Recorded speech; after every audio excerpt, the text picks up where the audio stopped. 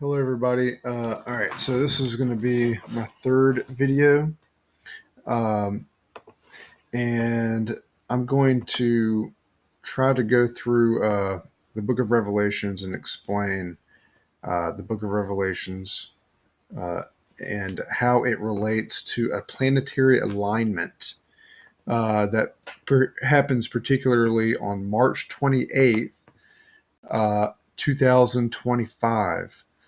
And I'm going to basically show you how the book describes Jesus as being both a volcanic eruption and the planet Venus, calling himself the bright morning star. So I'm going to, and how it alludes to that over and over again. So I'm going to basically start at chapter 1, verse 7. And it says, "Look, he is coming with the clouds. Every eye will see him, even those who pierced him." And then it says, "I am the Alpha and the Omega." Okay, says the Lord, who is and who was and who is to come. Now, the planet Venus makes a funny orbit to where it goes out into orbit uh, for around approximately 200 years, comes back and does an 8-year transit cycle uh, around the sun, and in which it comes in between the Earth twice in that 8-year period, and then goes back out into an elongated orbit, comes back around. So it has this. So it almost, if you were to think of like a pupil inside of an eyeball, or like an egg shaped orbit with like a small circle at the top. And so it does 200 years out, just about. It's actually that number alternates, and then it comes back into a small circle in an 8-year period. Now that 8-year period was between 2004 and 2013, and so 2004 it came in June, which would have been the peak of Hercules, the swastika planet, or the swastika constellation, which is the constellation of Hercules. And then we saw on Christmas a tsunami that killed about 200,000 people on December 25th, 2004. And then on 2005, March 28th, um, we see another tsunami that takes place, kills several thousand more people. Now, what's interesting about this March 28th date is that it's also the same date of another very large earthquake that took place on the same day, which was actually Good Friday in 1964. This is called the Good Friday earthquake, and this is the largest recorded earthquake in human history, and it created a massive tsunami in Alaska. Okay, now what's interesting is that March 25 28 2005 actually didn't fall on a Christian holiday, but on March 29th, 2013, it was Good Friday. Okay, and on March 28th, 2013, Venus finished its 8-year cycle with a superior conjunction happening right into Good Friday, and on Easter Sunday completed its superior conjunction on the opposite side of the sun. So, in other words, so Venus is basically, the planet Venus making these transit cycles is responsible for creating tsunami events that take place on Christian Christian holidays, uh, as you know, Easter, Good Friday, Easter, and Christmas, and we see that uh, the three kings, or the uh, Trismegistus, the three magi, they are they follow a star, right? A star, and then they don't really tell you when it is, but we practice that on Christmas and December, on December 25th. and then we celebrate the death of Christ on March 28th, and then he comes back from the dead several days later on Easter. And we assume that that's talking about a person, but in reality, it's talking about a planet going behind the sun or entering Hades and then coming out on the other side and going back into heaven, which is space, the sky. That's heaven. It's always been heaven.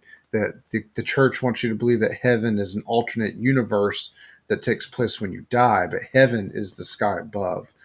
Okay, so we're going to go back here, and I'm going to keep. So the alpha and the omega. What it means is omega is the sign for Libra. Libra is the house of Venus. Okay, so Libra, you see the omega. So he's saying that I am the omega. So he is Venus in the house of Libra, and he is the alpha. Alpha actually is means the first. Okay, so the first would have been the month of March. March is actually the first month of the ancient Greek and Sumerian calendars. All the ancient calendars prior to Rome uh, considered March as being the first month of the year. Okay, so he's saying that it's relating to the first month. He's saying I'm the first month of the year, and I am also the symbol of Omega, which is Libra. So he's saying I am Venus in the month of March. Okay, so that's the book. That's what he's saying. So we start the book saying Jesus is telling us that he is Venus occurring in the month of March. Okay, so then now that I've got that taken care of, we'll see. He says a vision of Christ is. So he says, then I turned to see whose voice spoke to me. I saw 7 golden lampstands, one like the Son of Man, clothed. Now, this is, if you draw this out, you got to draw this out on a piece of paper because it's very interesting. It says, I am a man clothed with a long robe and a golden sash across his chest. So basically, like, if you were to look at this one, I am clothed in a robe. It says he is in a long robe with a golden sash across his chest. Okay, so you see that the lava coming down from the volcano. And then he says, his hair is white as wool. So that's the smoke coming from the volcano. His eyes are as white as wool, white as snow. His eyes were like flames of fire. So he's saying that, like, I mean, this image right here is exactly what he's describing. Smoke coming from a volcano that's erupting, okay? Or this image here. I mean, this is exactly what he's describing as an erupting volcano, okay? His feet were like burnished bronze, refined as in a furnace, and his voice was like the sound of many waters. So he's describing an erupting volcano. In his right hand he held 7 stars, and from his mouth came a sharp 2-edged sword, and his face was like the sun shining with a force. Now this is where the churches try to trick you, because they're like, oh, the 2-edged sword, they know what this means, right? That it means that he's got, like, whatever they say it is. They don't know what it means. They try to describe it, but they can't. So anyway, imagine this image. There's a 2-edged sword coming out of his mouth. If his eyes are the fire, and a 2-edged sword coming out of his mouth. Let's just say there's a 2-edged sword coming up straight up out of his mouth, and his face is like the sun. That's talking about an obelisk, okay, an Egyptian obelisk, and so an obelisk looks like this. That's an obelisk, okay? It's a 2-edged sword coming out of Jesus's mouth. Now, this is what an obelisk means. The obelisk of ancient Egyptian represents Benben, the primordial mound upon which the god Adam stood at the creation of the world. It's associated with Bennu, the Bennu bird, precursor to the Greek phoenix, and the bird was linked to the morning star, Venus. And the renewal of each day was also a sign of the end of the world. In the same way, the bird cried to begin the creative cycle. The Egyptians believed the day would come when the gods would all die, and all would return to uniformity and primordial chaos. The Bennu bird would not choose us on its own, but would be given its cue by the sun god Ra, who in turn would then be informed by the god Thoth. So he is telling you that this is a volcanic eruption that would signal the end of the world, the two-edged sword, the obelisk, and the sun. So he's telling you that this event is the final event. It's a massive volcanic eruption that destroys the earth. Okay. So then he goes into, as for the mystery of the seven stars, you saw in my right hand and the seven golden lampstands. The seven stars are the angels of the seven churches, and the seven lampstands are the seven churches. Okay, so what he is saying is the seven stars, okay?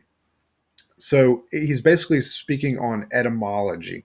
The seven stars represent the seven golden lampstands, okay? Uh, so the seven stars are the angels of the seven churches, and the seven lampstands are the seven churches. So it's kind of like, wet is to water as light is to sun. Okay, so he's speaking about etymology. So this is where it starts. So he says, to the angel of the church of Ephesus. Okay, so you have to look at what does the word Ephesus mean? Well, Ephesus actually means mother goddess. Okay, so who's the mother goddess? Gaia, earth. And he says, I know your works, your toil, and your patient endurance. I know that you can tolerate evildoers. You have tested those who claim to be apostles but are not, and have found them to be false. I also know you are enduring patiently and bearing up for the sake of my name. But I had this against you, that you abandoned the love you had first. Okay, so remember then from what you have fallen, repent and do the works you did at first. So if you know the story of Gaia, the ancient Greek story of Gaia, then you know that at first everything was good. She was having babies, and then she decides to cut off uh, Saturn's testicles. Okay, so he's referring to, without saying, he's trying to be cryptic about this, but he's describing the story of Gaia. I know what you did. You cut off Saturn's testicles. All right, so remember what you did, and then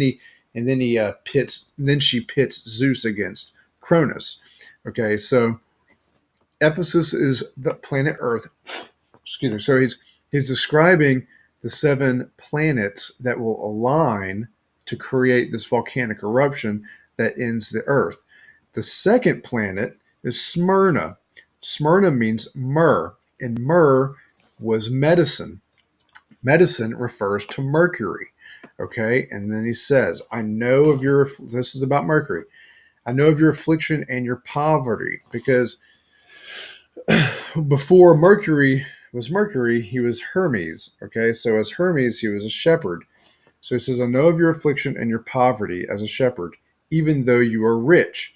Because Mercury, once Mercury went from being Hermes to Mercury, he goes from being a shepherd to being Mercury. The word merchant literally comes from the word Mercury.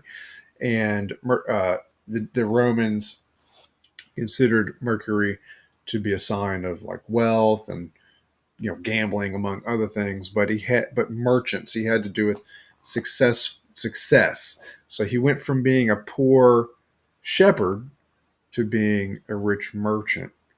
And then he goes on to describe, basically, so he tells you what planet he's referring to, and then he does actually go into uh, speaking on the area of Smyrna itself and Pergamum. I mean, so at first he goes into what planet, but then he actually is writing a letter to the church itself in those areas. So then he says Pergamum. Pergamum means married, okay, which would be Hera or the moon. He says, I know where you are living, where Satan's throne is. Now he's speaking about Satan's throne would be in the fire, and if you know, if you understand some of the other videos that I've posted, you would know that the fire would literally be the sun. So Hades is the sun, and in fact, the gates of Hades or Hades itself is actually a solar eclipse. Like a solar eclipse allowed the ancient people to stare into hell. So sun was hell, Hades, and then when their solar eclipse took place, it was like the gates of hell opened, and you could see deep inside the sun. That's what they thought they were seeing, or that's what they were, you know, describing. They were seeing, whether they were smart enough to realize that or not. That was what their belief system was about. So I know that you are living where Satan's throne is. So this is the moon. This is basically describing a solar eclipse. That you were holding fast to my name, and you did not deny your faith in me, even in the days of Antipas, my witness, my faithful one who was killed among you, where Satan lives. Now Antipas was burned in a furnace. Okay, and the furnace is Malak. So he's basically describing the sun. He's saying that you live in the place of the sun. So he's describing a solar eclipse. So Pergamum is Hera, the moon. Uh, and so then this is Thyatira, which means daughter. It also could mean sacrifice. But so this one actually would refer to the planet Venus. He says, I know of your works, your love, your faith, service, and patience and endurance. I know that your last works are greater than the first. See, he's saying the last and the first. So he's talking about Venus, the Omega and the Alpha. And he's talking about the fact that the planet itself makes these orbits and then these transits, and they come back every couple hundred years. So he's saying that every couple hundred years these events take place, but there is a large event that takes place not so very often, every like several thousand years. Um, but I have this against you. You tolerate that woman Jezebel. All right, so there is a story in the New Testament about Mary Magdalene being a prostitute, and Jesus allows her to be among one of him. So he is relating the planet Venus, the last works and the first works, to Jesus tolerating Jezebel, okay, who calls herself a prophet and is teaching and beguiling my servants to practice fornication and to eat food sacrificed to idols. So, yeah, and then he goes on and on. But anyway, so yeah, that's where he's going with that. Um, and then Sardis is the planet Jupiter. Sardis means escaping. Zeus escapes Cronus eating him. So he says, I know your works. You have a name for being alive, but you are dead. Wake up and strengthen what remains and is at the point of death. For I have not found your works perfect in the sight of my God. Remember what that remember then what you received and heard, obey it and repent. If you do not wake up, I will come like a thief, and you will not know at what hour I will come to you. Uh, so I don't have my. I really should probably look up Zeus, but um, yeah. So the word Sardis is escaping. It means, Zeus being the only planet that Cronus didn't eat. He is the escaping planet. Um, I don't have enough research on that one. Philadelphia means brotherly love. That would be the sun. The sun. Now remember so it says, "I know your works. Look, I have set before you an open door, which no one is able to shut." So he's referring to a, uh, a solar eclipse. I know that you have but little power, and yet you have kept my word and have not denied my name. Um, so the open door which no one is able to shut. He's referring to a solar eclipse. So this is the sun, um, as in relation to Pergamum being here of the moon, and then Laodicea is the people's judgment. And Laodicea means people's judgment, which would be Saturn. Saturn is Malak or Cronus, and he's the one responsible. Oh, excuse me. He's the one responsible for judging humanity. He's also mentioned later in the Revelations as the angel with the sickle. There's two angels with the sickle, but we know that when you look at Cronus, Cronus is actually presented holding a sickle. The second angel with the sickle is probably going to be Venus. Um, but we know that one of them at least is Cronus. So what we're seeing here then is he just described to you the seven planets that will be that Jesus is holding in his hand that will be responsible for uh, the planetary alignment that causes the volcanic eruption that also then causes the end of the world. And that's it. And I will make some more of these soon. I'll continue to go through here and describe to you the constellation patterns and things that he speaks about, and how to find specific constellations in the Book of Revelations that in which the planetary alignment will occur. So yeah, so stay tuned.